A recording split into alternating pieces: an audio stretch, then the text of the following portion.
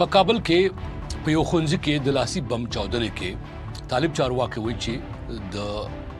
مکتب زده کوونکي وژل شوي دي. د دې پیښې وروسته یو ځل بیا په افغانستان کې د داعش خراسان د ګواښ پوښتنه راپورته شوې. د طالبانو ویاند ذبیح الله مجاهد وایي اټکل کېږي چې داعش یا له دې ډلې سره تړلې کړۍ به د دې پیښې تر شا وي. داعش خراسان یا ISKP په 2015 کال کې رامنځته شو او د داعش سیمه څانګه ده. ننګرهار او کونړ د داعش خراسان پخواني مرکزونه وو. داعش خراسان په ځانګړې توګه شیعه، هزاره ټولنې، طالبان او بهرني اتباع په نښه کوي. د امریکا د ملي ترهګرۍ ضد مرکز د امریکې دا ډله د داعش له تر ټولو خونړیو څانګو څخه یوه بولي. د طالبانو او داعش خراسان ترمنځ اختلاف یوازې پوځي نه دی. داعش طالبان د ملي افغانستان محور نظام په توګه ردوي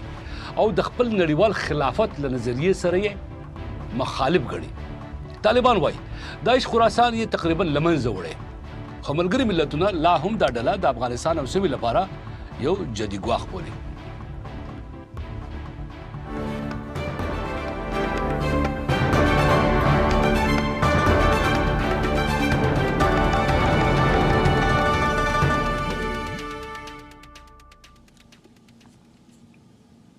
ستړي مه شئ، زه رحمان بونری یم. دا سپړنه ده. په خپرونه کې هم په دې موضوع بحث کوو، خو لومړی د همکار نجیب پاسون رپورټ.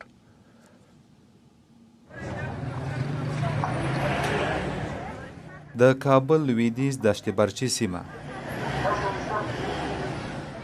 هغه چې تیره ورځ د یو ښوونځي مخې ته چاودنې ګڼ ماشومان ټپیان کړي. چاودنه هغه مهال سوي چې زده کوونکي له ښوونځي څخه د وتلو په حال کې وو. د کابل ایمرجنسي روغتون ویلي 15 ټپیان وروړل سوي او ټول د 10 او 14 کلونو ترمنځ ماشومان دي. په ورته وخت کې ځینو سیمه ایزو سرچینو د ټپیانو شمیر نږدې 50 ښودلی.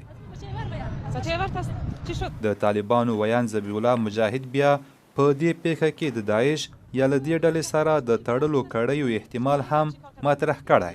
خو تر اوسه د برید مسؤلیت کومې ډلې نه دی منلی. په افغانستان کې د اروپایي ټولنې استازولۍ د یادې چاودنې له امله اندېښنه ښودلې او ویلي دي چې ښوونځي باید خوندي ځایونه وي او پر ماشومانو او ښوونیز مرکزونه بریدونه د منلو وړ نه دي. د کابل دا پیښه په داسې حال کې رامنځته کیږي چې داعش خراسان لا هم د افغانستان د امنیت لپاره یو له مهمو ګواښونو بلل کیږي. دې ډلې په تیرو کلونو کې په ځانګړي ډول پر ملکي وګړو، ښوونیزو مرکزونو او مذهبي ځایونو څو خونړي بریدونه کړي دي. د افغانستان له پولو هاخوا په پاکستان کې هم د داعش اړوند بریدونو د دې ډلې د سیمه ایز ګواښ اندېښنې تازه کړي دي. خو د کابل د پرونۍ پیښې قربانیان تر ډیره هغه ماشومان دي چې له یو عادي ښوونیز چاپیریال څخه د کور پر لور روان وو. دا پیښه یو ځل بیا ښیي چې د تاوتریخوالي بیه تر ډیره ملکي وګړي ورکوي.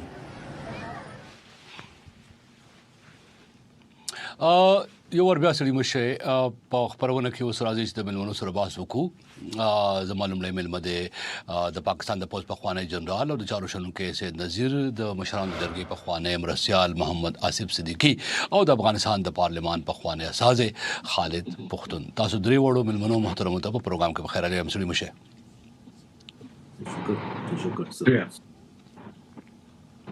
بریګیډیر صاحب، تاسو نه پروګرام شروع کوم. په افغانستان کې داعش د یو خطر په توګه لیدل کېږي په نړیوال ډګر هم. البته طالبانو په وروستیو بیانونو کې چې ما اورېدل هغه دا وایي چې داعش په پاکستان کې دی او په پښتونخوا او بلوچستان کې مرکزونه لري او هغه د افغانستان د اوسني طالبانو واکمن لپاره پاکستان د یو خطر په توګه کاروي. نه دی ویلي، خو مخکې ویلي وو. داعش واقعي یو خطرناک ګواښ دی خپله د سیمې امنیت او طالبانو ته. او تاسې د یو پخواني پوځي چارواکي په توګه باندې موږ پوهولی شئ چې ولې د داعش ګواښ تر اوسه پورې نه یوازې د سیمې لپاره بلکې د نړۍ لپاره هم ګواښ ګڼل کیږي؟ ډېره شکریا تاسو ته او ستاسو مېلمنو او لیدونکو اوریدونکو همکارانو ته ډېر ډېر سلامونه. تر څو پورې چې د داعش تعلق دی نو د دې چې کومه ایجنډا ده یا د دې چې کومه بیانیه ده یا نظریه ده هغه علمي ده او علمي نظریه کې دا وی چې کومه تنگ نظری ده نو هغه دا ده چې د شیعه یا چې کوم مسلک دی دا وی خلاف هم ډېر بریدونه کوي او که یو خطا اسلام آباد کې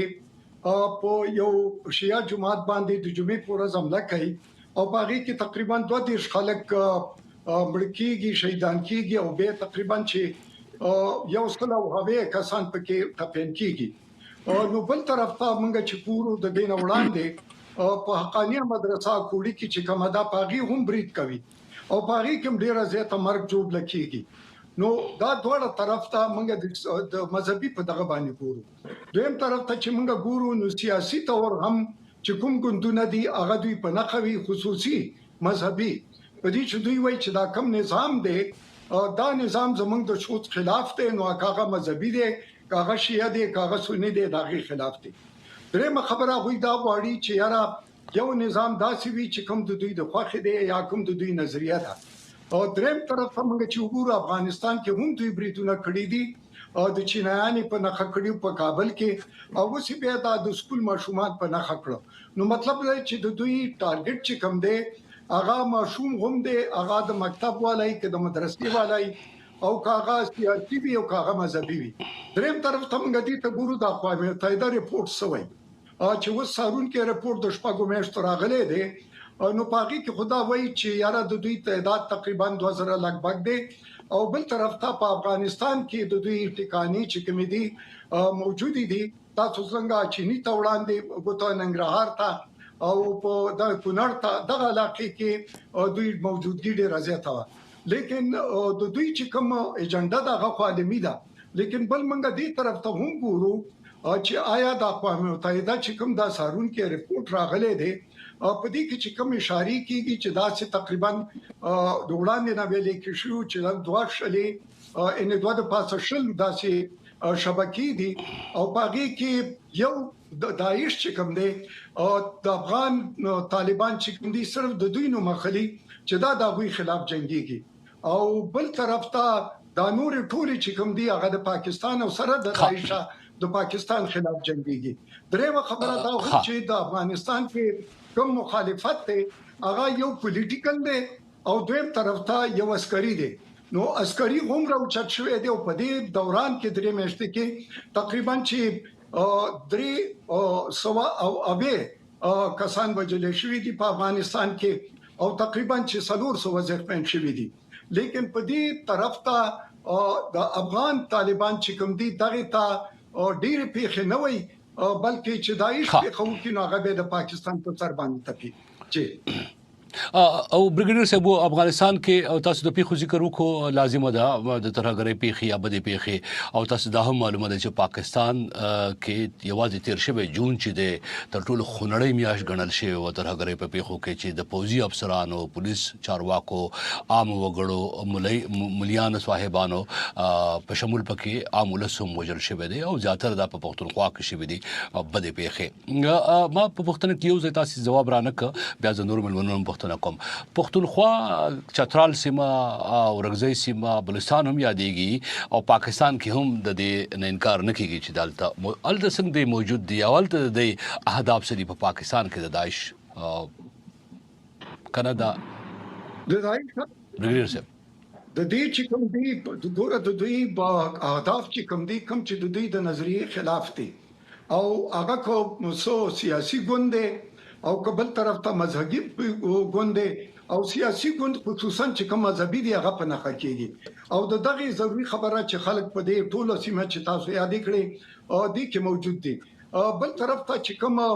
درون سړی وي نو مور سړی وي هغه هم دوی په نخښه کوي او څو ځل په مولا فضل الرحمن باندې یا کوړي مدرسې باندې په دغه باندې هم ډېر لوی حمله وغیرہ شوي زه دې ته هم ګورم چې آیا پاکستان کې خو د دې خلاف وړاندې هم ان پاکستان د دې خلاف جنگيږي لیکن یو سوچ راوچتيږي او بلکې سوال راوچتيږي هغه د دې چې افغانستان کې صرف داعش چې کوم دی هغه یو داسې ترګره ډله ده چې هغه تبریدونه کوي دا نوري چې کوم شل ډلې دي دا یا شبکې دي دا پاکستان کې بریدونه کوي او اوس خو پاغي کې دا هم دی ریپورت کې لیکل شوی چې د دوی باقاعده یو سندیکیشن شوی دی هغه کې په دې هم پکې شامل شوی دا چې هغه د پاکستان خلاف داسې په دې چې تاسو ولیدل چې زیارت کې کوم پیښه شوی و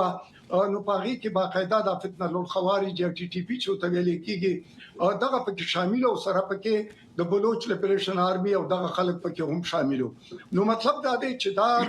پښتونخوا یا د بلوچستان کې چې کوم دي دا کوم خلک چې جنگيږي نو یو خو بلوچ دي او بل طرف ته دا خلک دي چې دا وی دغه خلکو سره چې څوک د پاکستان خلاف جنگيږي هغه سره واله هم دي او هغه سره د پاکستان کمزوري کولو او د پاکستان خلاف کوشش کوي دغه یو قسم لا کوشش دی او دغه سہولتکاری دوی ته په افغانستان کې اقوام متحده ریپورت وایي چې دوی ته ترجیحي بنیاد باندې یو قسم لا ټریټمنټ ورکړي کیږي او یو البته بیا هم باسکو بریګیډیر صاحب یو پښتنه بل هم راپورته کی خروسو به باسکو او غدار چې دا تر هغه ډلې چې پاکستان غني ټي ټي پی دا کبي له دا او داعش ته د دوی په ځانګړي توګه ټارګټ یا اهداف چې دی هغه د پښتنو سیمې دي حیرانون کې پښتنه د راپورته کیږي چې پاکستان کې د خلاف ته او د خلافت غوښتون کې دی یا د اسلامي نظام غوښتون کې دی نه واځي په هغه سیمو کې ولې حمله کوي چې واځي پښتانه دی بهر رسوي باز کو محترم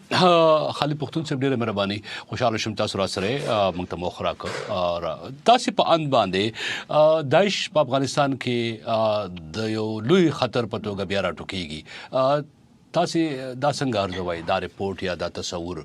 خپل طالبان هم داسې وي بلګری ملتونو هم داسې وي څنګه بریګیډیر سی بوویل په افغانستان په گاونډي هیوادونو کې هم دا فکرمندي موجود ده واقعي افغانستان دا غو لپاره د خوندي مرکز په توګه او د نړۍ لپاره د خطر په توګه ګرځیدای شي پاینده کې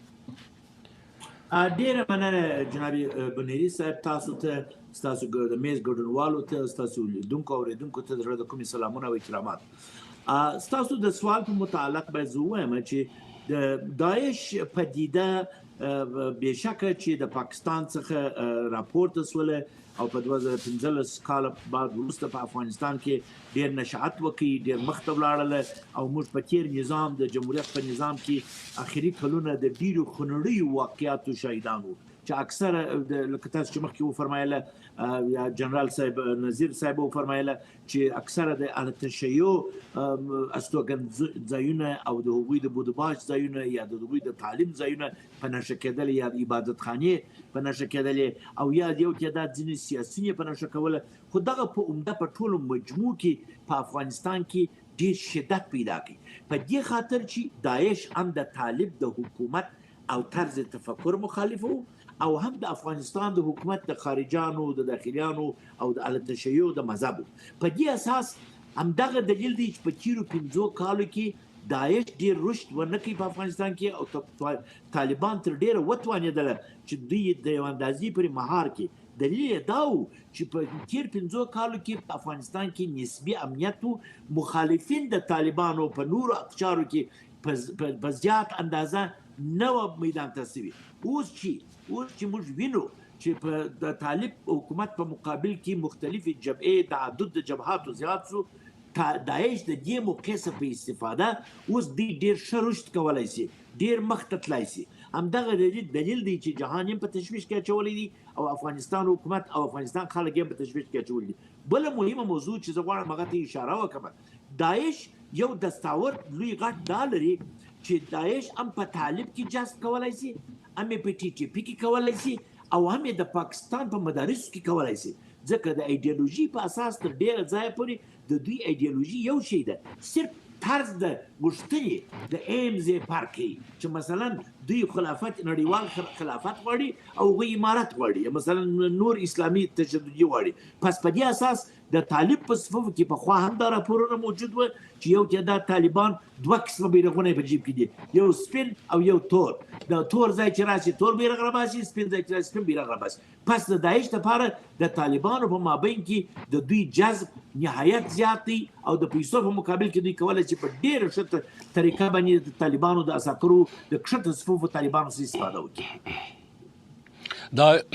تاسو کوم اخري ټکی ویل په یقیني توګه باندې یو بنیادی پښتنه دا په دې بیان نورم باس کو پښتون سے را سره اوسه محترم صدیقی صاحب ډېر مهرباني ساسه هم را سره ملګری شوی ہے ساسي په افغانستان کې ستاسو په ان تاسو د ولسی جرګې په افغانستان کې د مشرانو د جرګې په خوانه مرسل پاتې شوی په سیاست مجور نظر دی د داعش لپاره د نور اصلي هدف په افغانستان کې څه دی د طالبان حکومت کمزوري کول کنه د افغانستان د ټولنیزو او مذهبي جوړښت بے ثباته کول یا بل څه دوله او بخښنه د الله په نامه بندري صاحب تاسو ته او درنو مېلمنو ته او د دې په څنګ کې لیدونکو ته تخنیکي همکارانو ته سلامونه وړاندې کوم دغه نه وروسته د غواړم څو فکتورونو ته اشاره ولرم ستاسو البته او صدیقی صاحب ډیره بخنه دی ستاسو البته دغه چې کم دی کیمرا بند شوی دا زه فکر کوم چې ټلیفون درته راغلی وي یا بل څه شي وي ډیره بخنه دی نو ښکار نه راته کتا سی بیا خپل کیمرا ښکارا کوي موږ غواړو چې بیا مو ځان سره ملګری کو لیدونکو اوردونکو څه ټیکنیکي ستونزه وه چې صدیقي صاحب موږ نه لیده بخنه دی صدیقي صاحب چې کله ما سره ملګری شي وصل شي بیا ورته راځم ब्रिगेडियर صاحب د پاکستان قومي یا حکومتي تګلارې چې دا هغه د ټي ټي پی په حق له واضحه ده پروستیو کې کوم چې د پاکستان د پوز د بیان په خبرو کې یا د پاکستان د خارجي چارو خبرو کې یا د نورو سیاسي مشرانو په خبرو کې موږ محسوسو غدار چې د فتنه الخوارج دي او د افغانستان کې پټي او د هندستان په لمسه د افغانستان خور د پاکستان خلاف کاروي او د پاکستان د پوز د فیلډ مارشل په خبره کې چې هغه وجل لاغو لاسونه خپې کټ کول ماتول او ختمول چې دی د پاکستان هدف دی نه یوازې په پاکستان کې بلکې په افغانستان کې د داعش په اقلا داسې کوم تګلار شته په پاکستان کې د داعش په اقلا داسې کوم سوچ موجود دی یا کنه دی موجود نه ولې مونږ پوکای ګور پاکستان د هر ترګری ډلې خلاف دی او افغانستان کې چې کوم دنیا وایي او د دې هدف پوری چې روس کې هم داعش داسې بریدونه کړی دي او د دې نه علاوه پاکستان کې هم او افغانستان کې نو ټي ټي پی چې کومه دا کوره ترګر وی کاغه د القاعده دی کاغه د داعش دی کاغه د احرار دی او کاغه د ټي ټي پی فتنه الخوارج دی یا غبیله والا دی یا بل طرف ته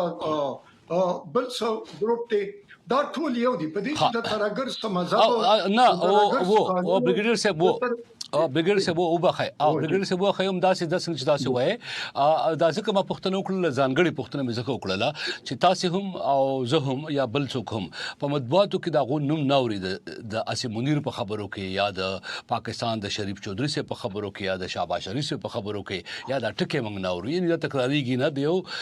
فتنه الخوارج په توګه باندې دا شک پیدا کوي چې گویا طالبانو خلاف دي ځکه د پاکستان وسره دا سافت کار نه دی یا نرم رویه ده یعنی دهشتګرد دی وو د شک نشته دی اخبارونو کې مونږ وینو خو سرنګا کرکا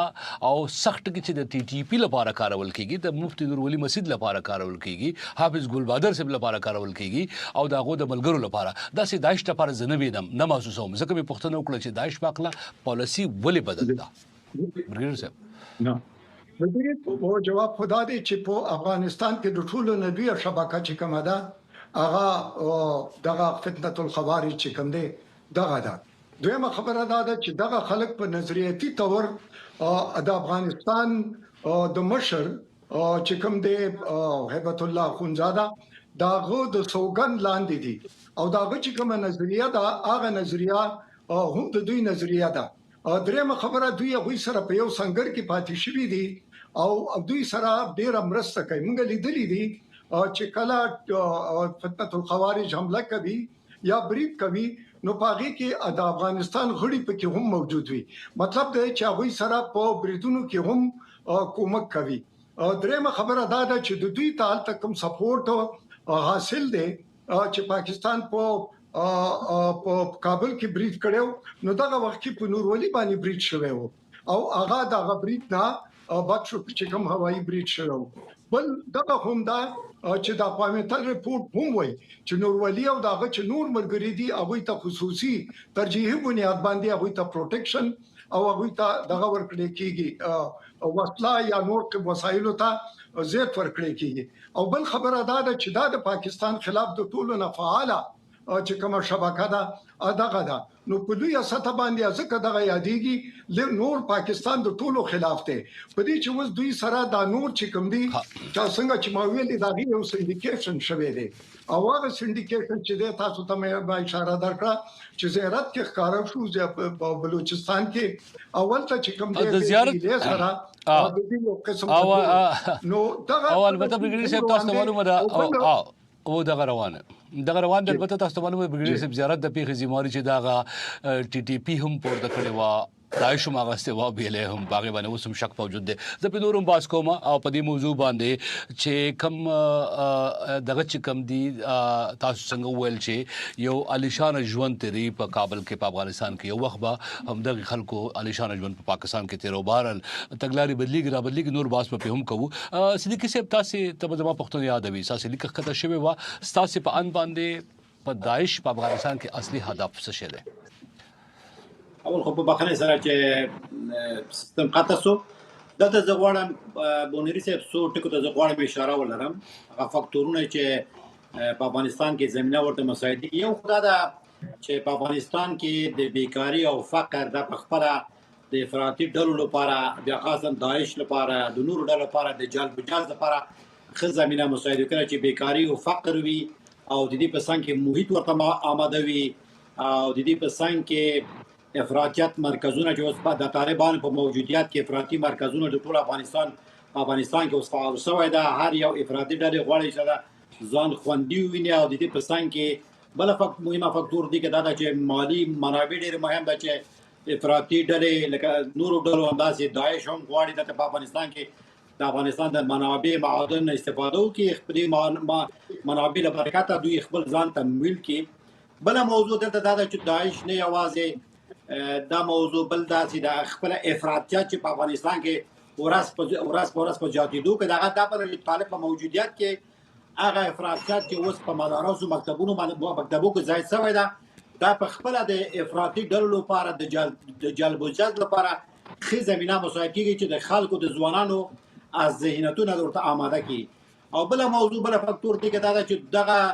دوی غواړي چې د افغانستان نه بیا دوی وکولای شي چې آسیا میانې ته آتا ځان انتقال کی په مجموع کې دغه ټول هغه فاکتورونه دي چې زیات دغه موضوع ارتباط نشي او اړیکې نشي د طالبانو په موجودیت دلته ما کې تاسو اشاره درو کړل چې نه یوازې د داعش بلکې د دنیا ټول افراطي ډلې لکه القاعده داعش ټي ټي پی دا ټول افراطي ډلې چې په خپل هم دغه طالب غټ افراطي ډله ده د دې په موجودیت کې د ټول دنیا نه حتی د افریقې نه صدیقي صاحب صدیقي صاحب زه د کې یو بل پښتنه کومه تاسو درې واړو نه تاسو اوس کوم ځای ویلو په دې کې بیا په افغانستان کې د افغانستان د طالبانو د حکومت او د توان د داعش خلاف په دې باندې باس کو خو تاسو اوس کوم ځای ویلو یو بل پښتنه ز کومه دې ځای کې تاسو بم جواب راکې پښتون صاحب او بریګیډیر صاحب د امریکا د دنیا طاقتور ځواک او د دې د شلو زیات اتحادیان د ناتو په شکل کې د حساب په شکل کې خپل افغان ځواکونه او د ټریلیون ډالرز جنگ په شل کال کې ولې ونتوانه چې داعش ختم کی القاعده ختم کی ټي ټي پی دا او کنور ترهګری شبکې دي ان تر دې پاکستان سره پکې منډي والی ودا ختم کړي او د ټول ذمہواری چې کم دا وس طالبانو په وګورا شي طالبان خو ډېر کمزوري دي د امریکا او د ناتو په مقابل کې دوی په خپل وخت کې دونه وسولې درلود چې یو پرم افغانستان پرې خوي او د افغانستان په خاطر نه امریکا وایي چې موږ ته زمونږ ائتلافیان ته خطر پتو غمغه وردا تر هغه ډلې حال دا نو دوی خوشل کال ته تیر کړل کله شل کال کې دا کامیابی تر لاسه نکړو طالبان په 15 کال کې څنګه تر لاسه کول شي دا طالبان چې 15 شپک چورل کو نه سیوا شي نه لري اول صدیقي صاحب تاسو نظر په خپل بیا په پښتون سے بیا بریګیډیر صاحب دیو پښتون باندې جناب بونری صاحب دا ډېر مهم موضوع تاسو اشاره وکړه اصلي موضوع هغه وخت چې په افغانستان کې چې په جمهوریت کې کله چاته موږ په د ناتو چې موږ سره همکاري درلود د موږ لپاره غټ خن طالب وو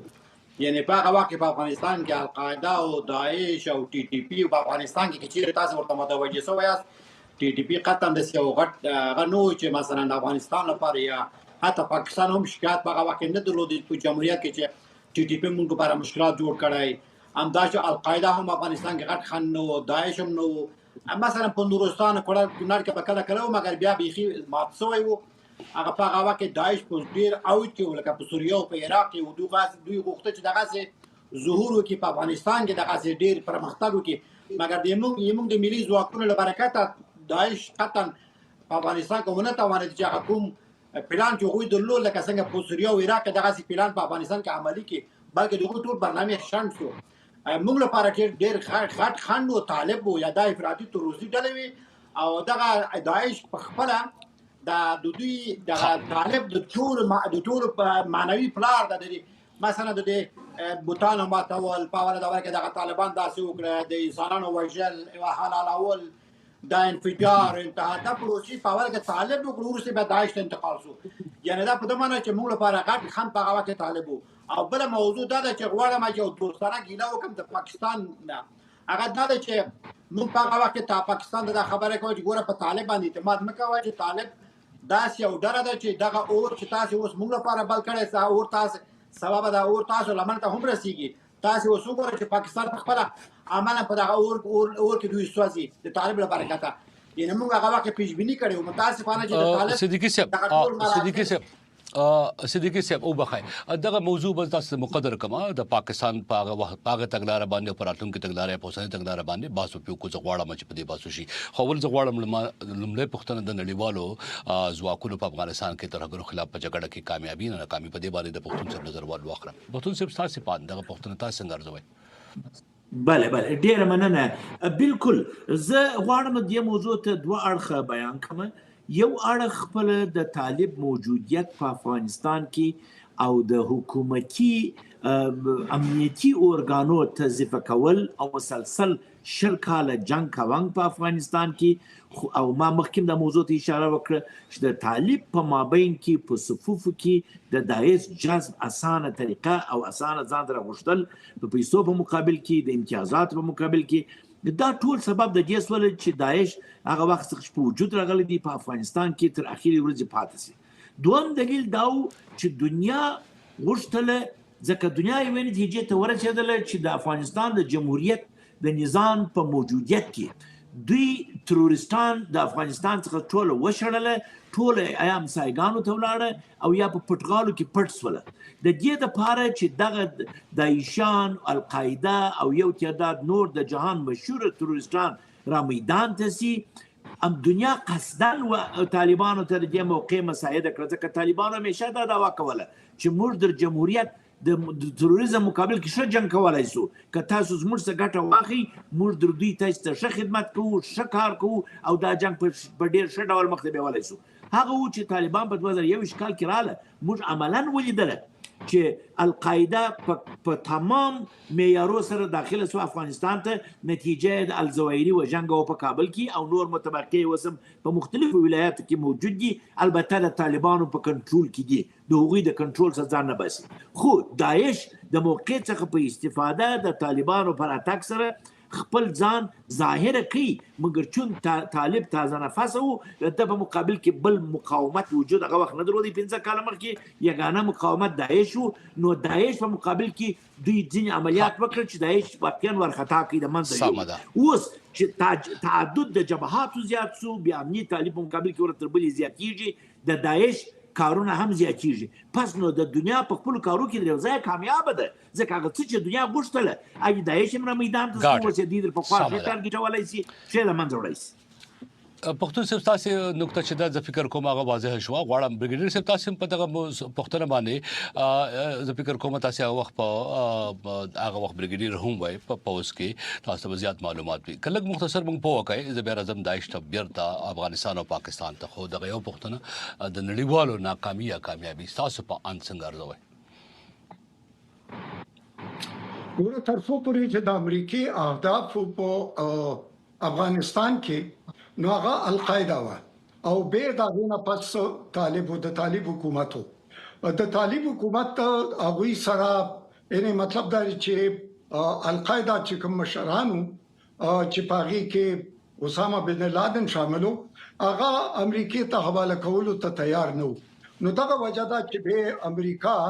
د طالب خلاف چې دا کوئی حکومت او دغه خلاف جنگ شروع کو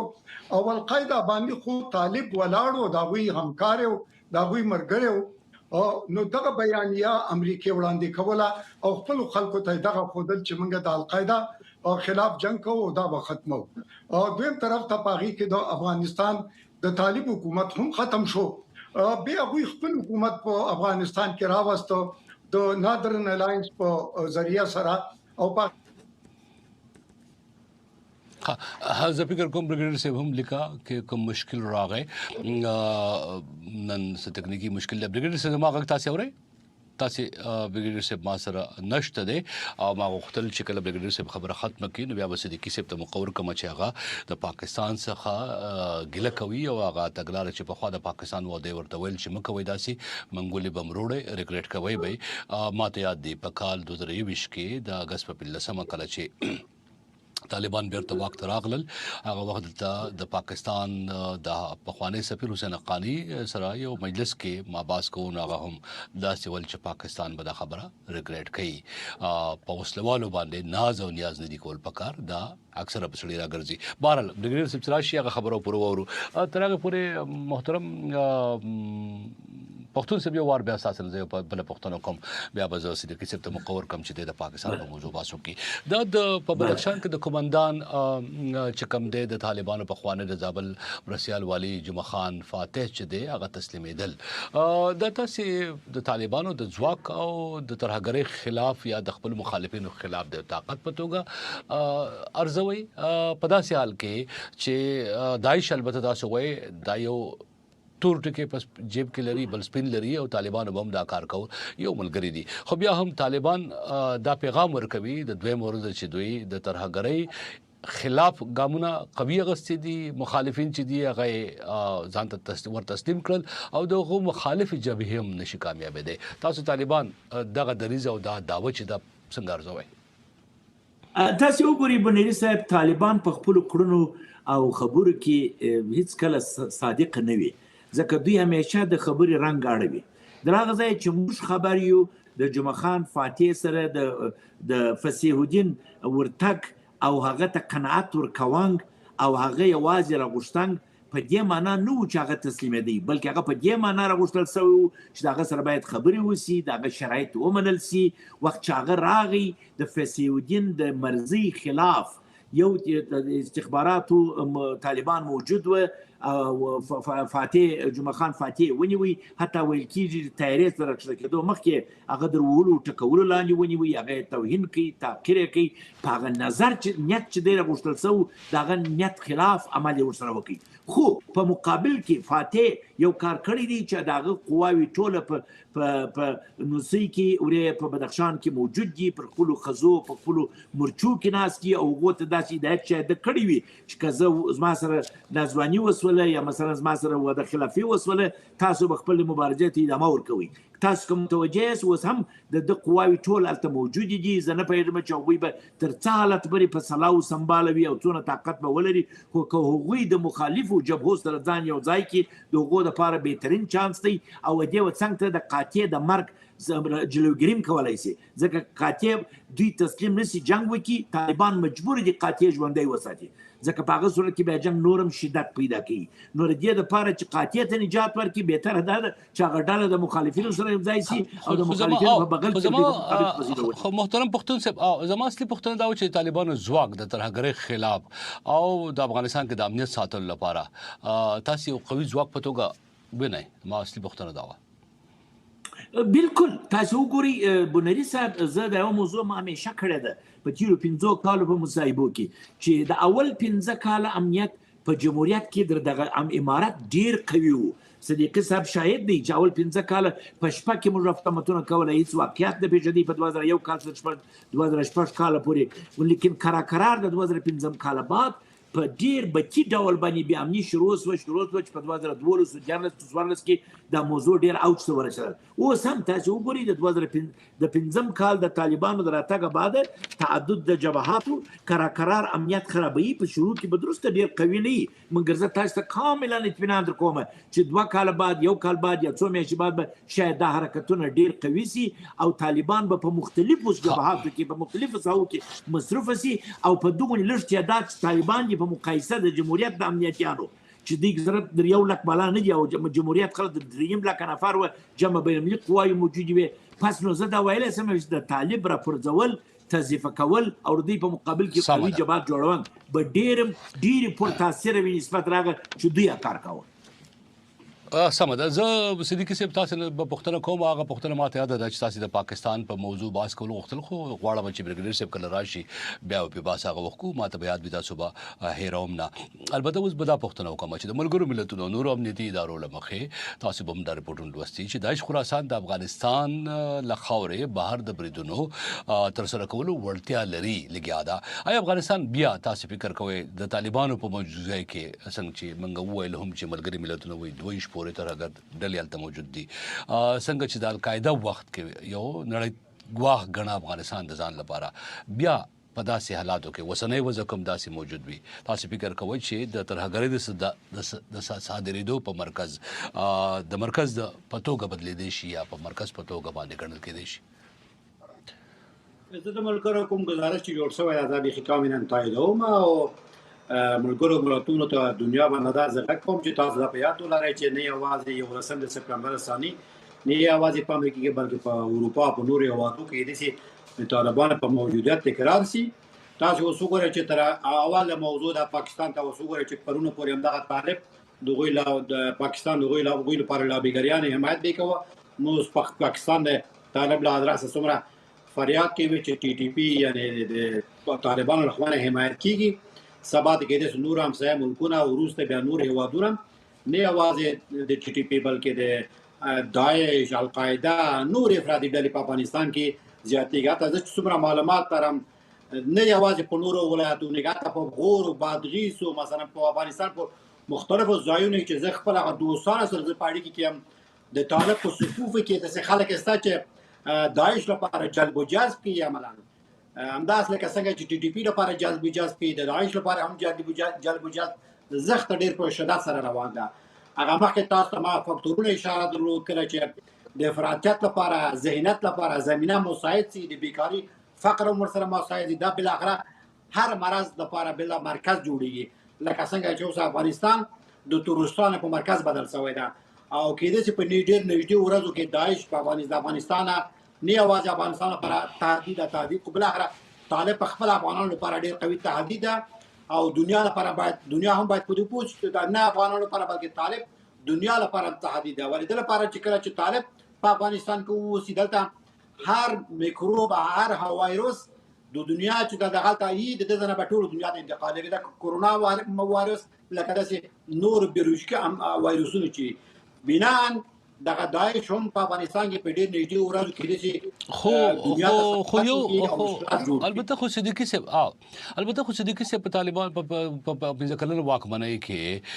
قسم د ترهګرو د موجوده ریپورټونو ورکول کیږي، مخالفین وایي چې د زور زیاتې کوي، ظلم کوي وغیرہ وغیرہ. خو یو شی چې د امنیت په موضوع کې دی تاسو ول چې ترهګرۍ په مرکز بدل شوی دی او نړۍ ته خطر دی. په تیرو 15 کالو کې د مرګ جوړلو کچا د پخوا په پرتله ډیره کمه ده، ځانمرګي بریدونه کم شوي دي، بمونه زیړې بوشکې الوزول کم شوي دي، سکولونه لازمه ده بند دي د جنکو لپاره، خو ډېرې داسې خطرې چې پخوا موجود وي هغه اوس نه لیدل کېږي. خلک وایي طالبان دا دعوه کوي چې دوی په افغانستان کې سرتاسري امن قایم کړی دی. جناب بونري صاحب دا خو تاسو ډېر ښه ټکي ته اشاره وکړه. دا غلا چا کوله، دا انفجار چا کوله، دا وژنه چا کوله، دا اختطاف چا کوله، د قاچاق مواد مخدر چا کوله، د معادنو استخراج په نامن کوله، دا خو ټول طالب کوله. خو کله چې غل په خپل غلا کوله غل نظام ته راغلی، کله چې د نظام پر اساس کې راغلی وز غټ غلاوت شروع کړي، یعنی په دمانه چې په معادنو کې چور شروع کړي، په قراردادونو کې د دې په څنګه ملت دغه سي در په در، یعنی هغه افغان وژنې بند کړي خو داسې په تدریجي باندې خلک وژلای. او د دې په څنګ کې مطبوعات په افغانستان کې نشته. هغه موږ پخواني امنیتي ځواکونه د دې په څنګ هغه خلک چې واقعا غواړي چې مبارزه وکړي د ازادي لپاره حقیقتونه انتقال کړي، مطبوعات نشته، حقوق بشر نشته او دغسې وژل کېږي. زه ډېرو دوستانو سره په تماس کې وایي د شپې له خوا نه سړی وژل کېږي، بس میډیا په بیخي نه خبرېږي، ولا په یو شی باندې مړ شو په بل شی باندې مړ شو. اوس کله چې یو موضوع چې د طالب په ګټه هغه به ډېر قوي هغوی مطبوعاتو کوي او هغه مسایل چې هغوی چې طالب لپاره په ګټه نه وي قطعا هغه نه مطبوعاتو کوي. یعنې په مجموع کې داسې زه ووایم چې افغانستان مثلا د برق مزې قطع کول، پایې قطع کول، د پلونو ته انفجار انتحار ورکول، د بشکې دا ټول کارونه خو طالب کوله. یعنې دنیا د اوس په دې پوه شي، افغان ولس په دې پوه شي چې په افغانستان کې چې موږ څه پروژې درلود، موږ هغه د بیت المال ملکیت څه و، انفجار انتحار، موږ اصلي قاتلین همدغه طالب و چې کوله. اوس چې کله طالب قدرت ته ورسېدی، اوس چې ناامني نشته، انفجار انتحار نشته، یعنې په دې معنا چې نورو ډلې نه وي، همدغه طالب و چې د قدرت راسول څنګه چې لاسته راسي هر کار به یې کول چې قدرت ته ورسېږي. وخت را سره کمیږي. زه غواړم چې تاسې دغه ځواب چې دی موږ واغسته. البته نن سهار د دې خپرونې تیاری په وخت باندې ما د ډېرو دوستانو سره چې خبرې کولې ځان مې پوهاوه، نو یو دوست دا هم راته وویل چې د داعش په موضوع کې طالبان د دروغو نه کار اخلي او هغه دلیل دا و لکه څنګه تاسو وویل چې په افغانستان کې داعش ته دی، داعش د خطر په توګه موجود دی او طالبان د هغې د کمزوري کولو ځواک نه لري. البته مطبوعات څنګه چې تاسو ویل چې مطبوعات چونکې د طالبانو د خوښې خبرونه باید ورکړي، کولی نه کړي نو بل خبر نشي ورکولی، مشکل سره مخ کېدی شي. نو په مطبوعاتو باندې پابندي ده، مطبوعات کمزوري شوي دي، داعش نه دی کمزوري شوی څنګه چې تاسو ویل. البته تاسو د یو خبرې په جواب کې به د ملګرو ملتونو لخوا د سیګار لخوا یا د امریکا لخوا داسې کوم رپورټ تر اوسه نه دی شایع شوی چې طالبان غله دي یا په خزانه کې غلا کوي. رپورټونه او شک ضرور موجود دی. پرون د امریکې د بهرنیو چارو د کمیټې یو رپورټ کې راغلی چې طالبانو د تیر کال بودیجه چې د هغې حساب کتاب نه دی ورکړی، یوازې دا خبره یې کړې ده. یعنې د غلا تور تر اوسه پورې دی خو ثابت نه دی. دا د هغو د دفاع په توګه نه ویم، د هغو په هکله نړیوال څنګه فکر لري هغه شان به یم. بریګیډیر صاحب ته اوس هم انتظار کوو که راغی په بحث کې به ځان سره شامل کړو. پښتون صاحب ستاسې د پاکستان اوسنۍ تګلاره په دې غواړم تاسې نه لږ ځان پوه کړم. ما بریګیډیر صاحب نه دوه درې ځله پوښتنه وکړه چې داعش ته اوس هم هغه داسې ښکاري چې د یو خطر په توګه نه ګوري. طالبان وایي چې داعش په بلوچستان کې او په دغه کې موجود دی چترال کې. طالبان دا هم وایي چې د ټي ټي پي چې کومه څانګه وه هغه چې اوس د دې سره نه ده ملګري، جدا شوې ده، هغه په ممکنه توګه باندې د ټي ټي پي خراسان یو ځان له څانګه وه، نو هغه چې د جدا شو نو دی ورته د پوټنشل یعنی د ممکنه توګه باندې د داعش سره د ملګري کېدو او د طالبانو د حکومت خلاف د جنگ په توګه هم ګوري. پاکستان اوسنۍ تګلاره یوازې د ټي ټي پي خلاف تاسې فکر کوئ، ترهګرۍ چې کوم تګلاره دغه د داعش په توګه نه ده، تاسې دا څنګه ارزوئ که نه دا څنګه چې بریګیډیر صاحب وایي تاسو هم داسې فکر کوئ؟ بالکل جناب بندري صاحب، پاکستان یو ډیر جالب سیاست مخته بیایي. په تیرو 40 کالو کې که تاسې د دې کرونولوژي ته د جنګو او د مداخلاتو او د افغانستان په چارو کې داخلېدل ټول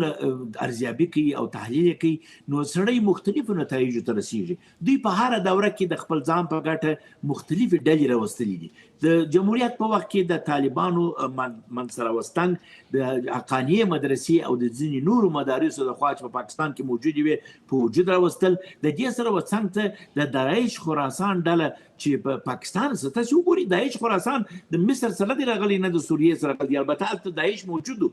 دغه داعشیان چې په افغانستان کې کېږي اکثره پښتانه دي، اکثره د پاکستان اتباع دي، ډېر لږ خارجان موږ کې احساس کړي دي. پس نو هغه زما اوله خبره ده چې پاکستان د خپلو مدرسو په موجودیت کې د ایډیالوژي د اشتراک په خاطر داعش په خپلو طالبانو کې د مدارسو په وجود راوستل. دا چې تر یو وخته د دوی د مفاداتو دپاره کار کاوه یا د دوی د غوښتنو دپاره کار کاوه، په بل وخت کې بیا د هغه داعش خراسان د ټي ټي پي او د طالبانو په موجودیت کې پاکستان خطر جنی احساس کی پس په دې اساس و تسجیم کم داعش خراسان په افغانستان او پاکستان کې فعالیت کی ټول د منطقې خلک دي او د دې منطقې د پیسو او د دوی د نیابتي کړنو په نتیجه کې مابین ته راغلي دي همدا اوس هم په افغانستان کې کوم فعالیت کوي د پاکستان څخه راځي په دې کې شک نشته بنې سره د پاکستان یمني نه دا بیره خبره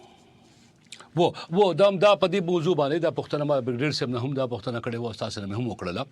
بریګیډر صاحب هم په خپل جواب کې او لیدونکو پوهیږي چې واضح نه و چې ولې پاکستان د داعش پاکله رویه یو شان ده او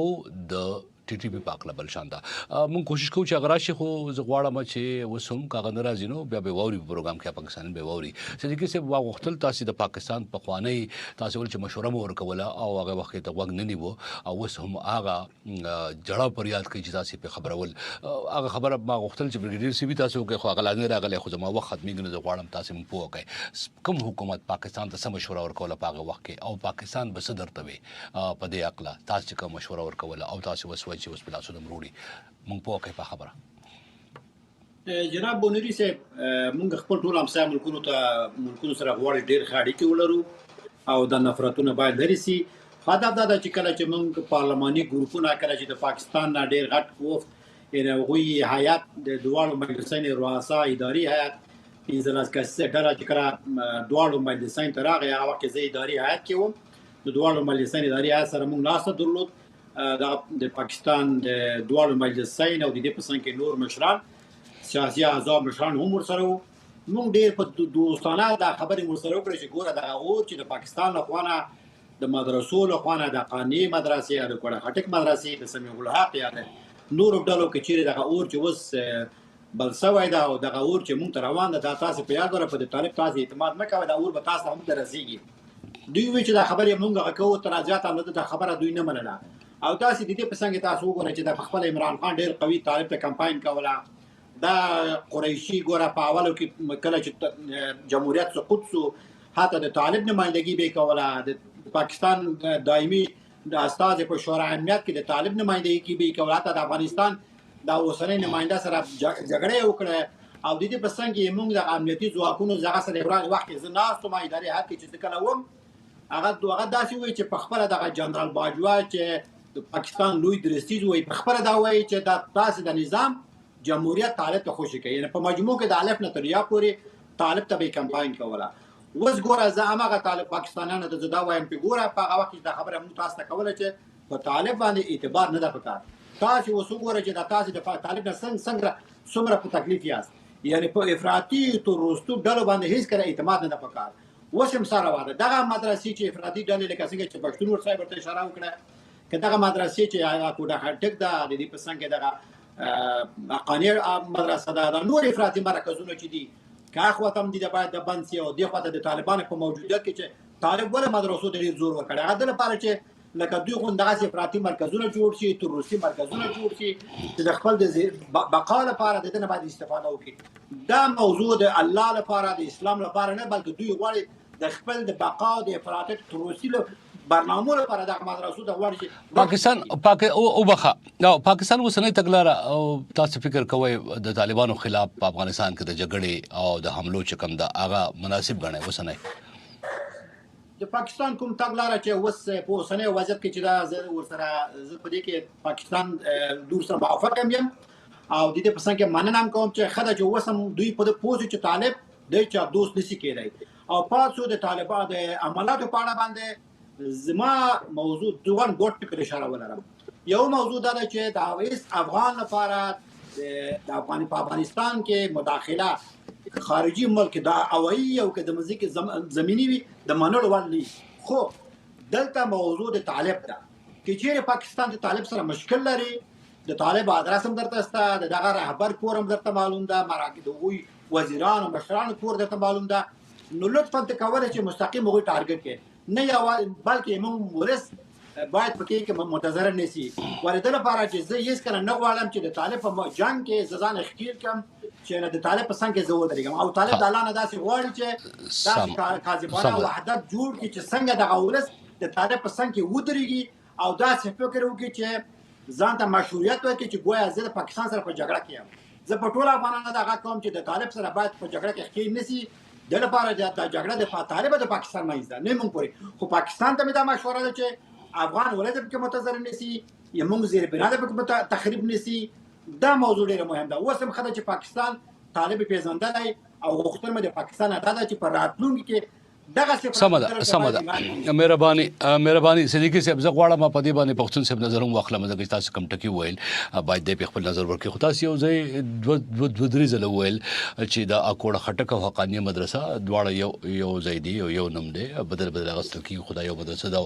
دوی نماوز دوه میاشتې مخکې د دې چې کوم ویان دی او محتمم دی دا غنه پښتنه وکړه نو هغه وایي چې موږ د افراطي مرکز په توګه د طالبانو راهنمایي نه ده کړې بلکې موږ د هغو ذهني روزنه مذهبي بنیادونو کړي دا د دې نه انکار نه کوي موږ ته په مرکه کې ول چې طالبانو وسنی زیاتره مشرتابه چې دي هغه خپل زده کړې د وسنی مرکزی وزیرانو په توګه باندې هم په حقانیه مدرسه کړي دا غو دریز وو ځکه تاسو د افراطي مرکز په توګه یاد کړ البته پاکستان کې د افراطي مرکز په توګه چې کوم مرکزونه ګڼل کیږي هغه د هندستان او د ملګرو ملتونو یا د نړیوالو رپورټونو تر مخه د مرید کې او د بهاولپور هغه مرکزونه دي په کوم کې چې لشکر طیبه جیش محمد سپای صحابه او داروزل کیږي او د هندستان کې په هندستانیانو باندې حمله کوي او د پاکستان پوز ورته پناه ورکړي دا پاغو تور ده محترم پښتون صاحب ساسي په ان باندې د پاکستان سره تګلارا د افغانستان کې د حملو چونکه ما په دې پښتنو وکړه د محترم د کیسه ابنو دغه نظر راغی نو غواړم تاسو نظر په واخلم زه په دې نظر کې فکر کوم چې کیسه سره موافق په دې خاطر يم چې پاکستان د یوې خوا څخه پاکستان خپل طالب خپل مخالف قلمداد کوي او وی خپل مخالفین بولی او د وی څخه خپل ځان ناراض ښکار کوي بیا وخت چې بمبار کوي هغه پر عوامو خلکو کوي پر عوامو مرکزو کوي او یو طالب هم نفس کې مړ کیږي ګرد عوام کې مړ کیږي دا خو نه طالب ته جزا ده نه سزا ده بلکې د طالب سره کومک دی اجده کوي دوامه خبره دا ده لوی غټ سوال چې د اوسه پورې د پاکستان د خوا نه دی حل شوی او ډیر افغانان علاوه په دې چې د پاکستان د اخیری پالیسیو تر ډیر ځای ملګرتیا کوي او تایید کوي خو څنګه یو غټ انتقاد اوس هم موجود دی هغه دا دی چې د اوسه پورې د افغانستان طالبانو کورونه په پاکستان کې دي جایدادونه په پاکستان کې دي کاروبار په پاکستان کې دي اولادونه یې سبق وایي لونه یې سبق وایي او دای ماته وایي چې زه د پاکستان د افغانستان د امارات د مشرتابه په پښتون صاحب او بخای کوم پښتون صاحب نه وبخای کوم مشر دا کور په پاکستان کې د اولادونه پاکستان کې دي د اوسنی تاسو ګوري امیر خان متقی جایداد په نوې کلی کې په کوټه کې دی ګرسشنونه لري تعمیرات لري جایدادونه لري د ملا یعقوب کور په کراچي کې دی وختن په وختن په چارټر د ملا یعقوب صاحب مجاهد صاحب کور تاسو یادوي د دفاع چارو وزیر کور یادوي چې په کراچي کې کوم مستند حواله دا یعنی څنګه دا موږ یقین کو چې تاسو څنګه وایي دا اختیار دي ولې موږ یقین تاسو وګورئ چې شل کاله د خلکو ریوه دا پټ واقعیت دا چې پټ حق نه دی دا واضح حقیقت دی او ټول افغانان په دې خبر دي او د دې ټول د دغه ملامت حسن خون ډیر زیات جایداد په پښین کې موجود دي په ضرور جرم ځکه لري او مسجدونه لري دغه رقم دا نور لري ډیر چې ما زه غټ لیست لرم چې پولیس کې دوی جایدادونه مشخص تر وشل په کوم ځایو کې دي دا ټول موجود دي بنيري صاحب دې ځنه پاکستان انکار کولای شي د اختر محمد منصور خپل پاکستان اعلان وکړي چې جایداد مساجرانو سو پورې جایداد کړه سمه زه وخت میږي پښتون سے وخت میږي ما غوښتل چې تاسو سره مې نور باسم په دې کړه ویل بتا تر اوسه پورې مونږه تر اوسه داسې کوم مستند رپورټونه نه ترلاسه کړي البته تاسو نظر دی او مونږ پاغه باندې واځي پښتنه کولای شو تاسو نظر ته وګ نیو شو ډیر مننه کوم د داعش په موضوع په بریګیډیر صاحب سره مونږ باس کول غوښتل خو هغه بیا رانغه بدقسمتۍ نه مونږ دغه انټرنیټ کمزوري وو محترم پښتون صاحب محترم صدیقي صاحب تاسو ډیر مننه چې ما سره خبرونه کوم لري شوی مننه بنس همدا د ورځې خبرونه سپړنه تاسو کولای شئ چې د افغانستان انټرنیشنل په ویب سټ www.afghanistaninternationalpakto.com ورسره په فیسبوک او یوټیوب باندې بیا کتای شئ د نن د ورځې تمام همکارانو په کومک سره د خبرونه هم دې کپای ترسي راتلونکو خبرونه کې به تاسو سره ملاقات کیږي په مخامخ